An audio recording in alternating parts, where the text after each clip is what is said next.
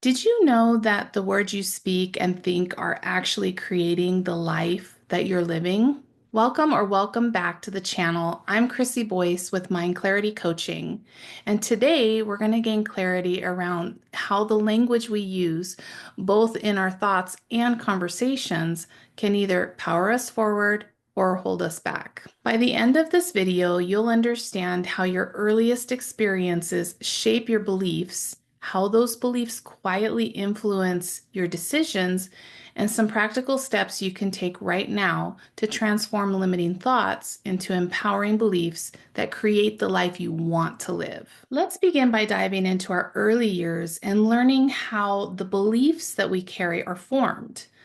From birth until about the age of 7, our brains predominantly operate in lower frequency brainwave states, specifically delta and theta waves. Delta waves are most prominent from birth to around 2 years old and are associated with deep sleep and unconscious states. So basically, when we're sleeping at night, we go into the delta wave state, and this allows our body to heal and our brain to process the events of the day. As we grow, theta waves become more dominant, particularly between the ages of 2 and 6. Theta waves are linked to imagination, creativity, and most important, a high programmable subconscious mind. During these formative years, children are like sponges absorbing information from their environment without the critical filters that adults have. This means that the beliefs, behaviors, and attitudes they observe, especially from parents, caregivers, and teachers, are internalized directly into their subconscious minds. Brainwave states are simply the electrical patterns our brains produce, influencing how we learn, think, and perceive the world around us. When we're young, especially from ages 2 to 6, our brains operate mostly in the theta waves, which means we're highly impressionable and accept everything we experience as true without even questioning it. For example, imagine a little boy named Jake. He gets angry when his favorite toy is taken away. Instead of teaching Jake how to express his anger in a healthy way, his parents scold him and punish him for feeling angry. Over time, he internalizes the message that his feelings don't matter, especially negative feelings like anger. As he grows older, this subconscious belief of my feelings don't matter continues to run in the background, causing him to avoid confrontation and stay quiet even when he's being treated unfairly. Because Jake was never taught how to safely express his true feelings, he struggles to advocate for himself as an adult, often feeling taken advantage of and misunderstood. Maybe not expressing negative feelings helped him when he was a child to avoid getting in trouble at home, but as an adult, it's hurting him because it has now turned into suppression, which is the act of pushing down or ignoring emotions instead of dealing with them. And suppression can lead to numerous emotional, mental, and even physical issues.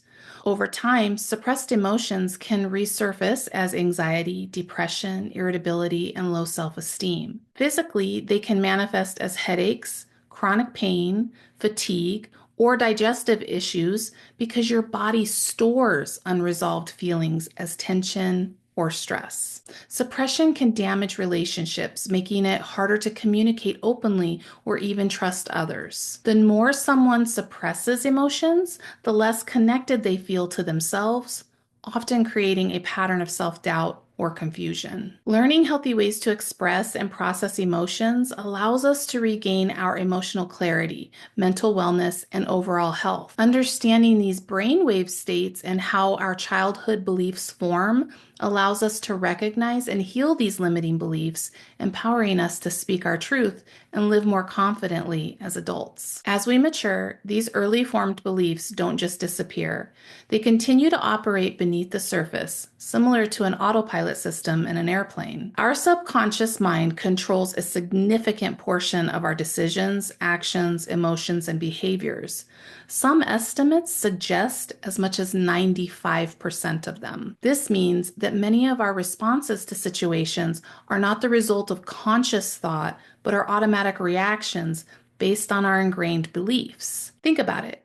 If as a child you absorbed the belief that you're not good at public speaking, this belief might manifest in adulthood as anxiety or avoidance when faced with any speaking opportunities. If you have been following my channel, you'll know that I've been dealing with this in real time. And even though there's no rational basis for this fear, my friends and family encourage me, and I see positive results when I speak now. My subconscious belief drives my reactions. I have to very consciously and intentionally keep my promise to myself to make a video no matter what. This illustrates how powerful and persuasive these underlying beliefs can be in creating our current realities. Our thoughts and words are not just reflections of our inner world. They actively contribute to creating our external reality and experiences. When we engage in negative self-talk, such as saying, I can't do this, I'm not smart enough, or this is hard, we reinforce the limiting beliefs that are running in the background and set up mental barriers that hinder our potential. Henry Ford captured it best when he said, whether you think you can or you think you can't, you're right. Ford's insight highlights that our beliefs set the boundaries for what we can achieve. And here's the thing, these boundaries are completely imaginary, created by our brain to protect us from things that happen to us as a child. We're not children anymore. On the opposite side of that coin, using positive and empowering language, whether we're thinking it or saying it out loud, can help reprogram our subconscious mind and expand our possibilities.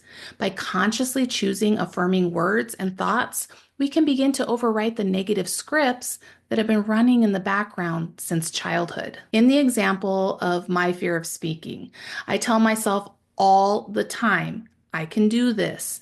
It's okay to make mistakes. And it's okay if someone else doesn't like what I'm saying.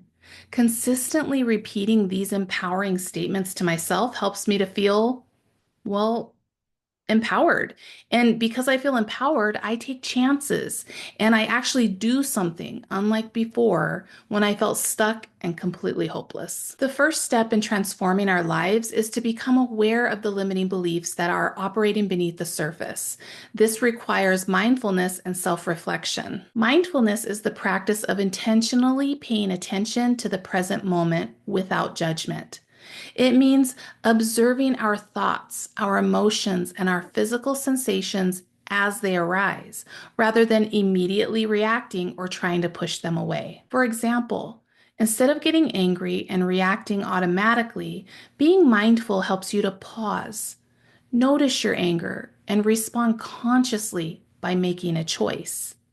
Self-reflection, on the other hand, is the intentional practice of exploring your own thoughts, feelings, and behaviors to gain a deeper self-awareness. It involves regularly asking yourself questions like, why did I react that way? What belief triggered that emotion? Or why did I think that thought? Through self-reflection, you begin to understand your patterns, your motivations, and triggers more clearly. Both mindfulness and self-reflection help you become aware of your subconscious beliefs and emotional patterns, empowering you to consciously change behaviors that no longer serve you. Start by paying attention to your inner dialogue, the thoughts that you're hearing in your head. What are the recurring thoughts or statements you tell yourself? Once you've identified these, you can begin the process of changing them. One effective technique is visualization. When a negative thought arises, imagine as if it was a cloud drifting across the sky or a leaf floating down the stream. Acknowledge it, feel what it wants you to feel, but let it pass without attaching to it. Then, consciously replace it with a positive, more empowering thought. For instance, if you catch yourself thinking, I'm not good enough, replace it with, I'm capable and worthy, or simply saying something like, that's just an old belief and I don't want it anymore. This practice helps to disrupt the old pattern and establish a new, more supportive one. As you work on shifting your thoughts and language, just remember that it takes time, which is why it's crucial to look for and acknowledge evidence that supports your new empowering language. This might include recognizing small successes, receiving positive feedback from others, Or notice in situations where you handled things better than maybe you would have before. Receiving positive feedback can feel so difficult when you are starting to change negative language. I remember receiving compliments and immediately dismissing them or throwing them back to the person that was complimenting me. Remember that it feels hard because of the familiar, disempowering language running on autopilot in the background. Just try to say thank you and leave it at that. This will reinforce the new pattern and begin to create a new, more empowering belief, which will produce new, more empowering thoughts. Our internal dialogue, or the language of our self talk, significantly influences our emotions, behaviors, and overall mental health. Negative self talk can lead to increased stress and decreased motivation, while positive self talk fosters resilience and well being. Studies have shown that individuals who engage in positive self talk experience lower levels of anxiety and improved performance in various tasks. Your brain is like a computer, absorbing information throughout your life. When you ask questions using disempowering language like, "Why am I so slow?" your brain is going to go into its data files and retrieve all the reasons that you're so slow. A more empowering way to ask that question would be, "How can I be faster?" Then your brain's going to go back and retrieve all the information it has on how you can be faster. And if it doesn't have that information, it starts to look for it. Here are 7 practical strategies to begin transforming your negative self talk. Number 1, cognitive restructuring. You do this by identifying the negative thoughts. Pay attention to instances when you criticize yourself or maybe you anticipate failure. Then challenge these thoughts by asking yourself questions like, is this belief based on facts or assumptions? And lastly, reframe the thought, replacing it with a more balanced perspective.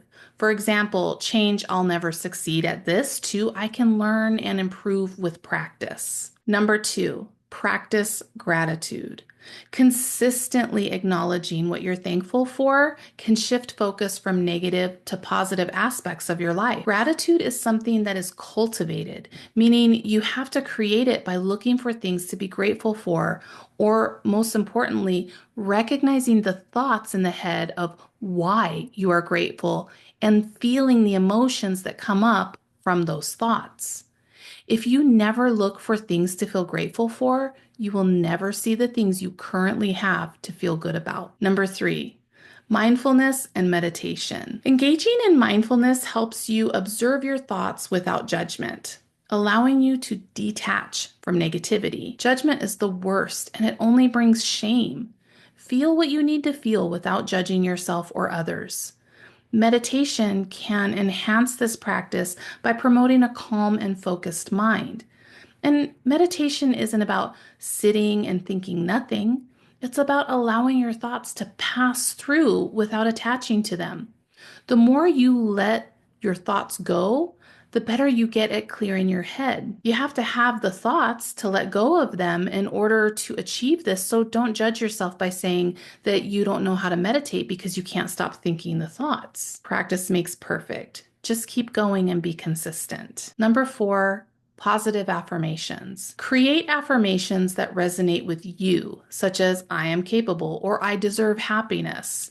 Repeat them daily to reinforce new beliefs. Every time I'm feeling down, I repeat over and over in my head and sometimes out loud, "I am love, I am joy, I am perfect health. I am rich, I am safe, I am secure." Those 6 things. It has become my mantra that disconnects me from my negative spirals. And number 6, self-compassion. Treat yourself with the same kindness you would offer a friend.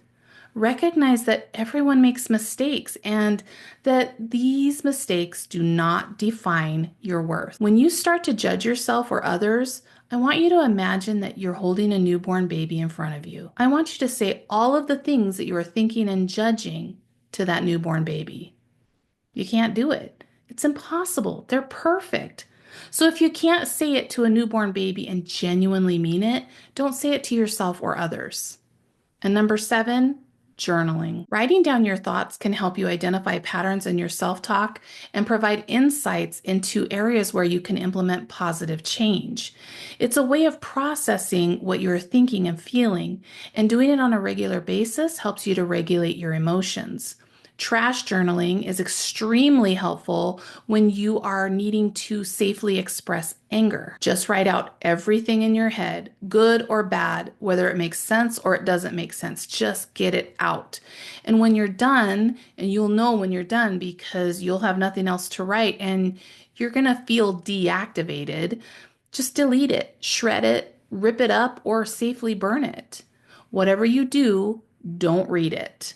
You just spent all that time getting it out. You don't want to put it back in. If after implementing these strategies on a consistent basis, negative self-talk persists and significantly impacts your daily life, consider seeking help from a mental health professional. Therapists can provide personalized strategies and support to help you navigate and transform deep-seated negative beliefs. Therapy, specifically EMDR therapy, has significantly helped me to locate, process, and rewire negative beliefs, and it all started with the language I chose to use, which is why I wanted to make this video.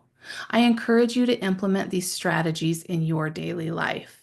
Start small by identifying one negative thought pattern and applying cognitive restructuring to it.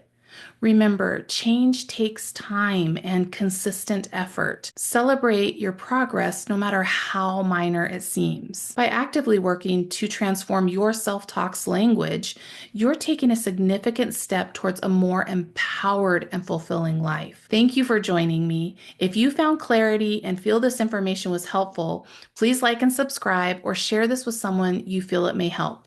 Let's continue this journey of positive transformation together. I'll see you next time.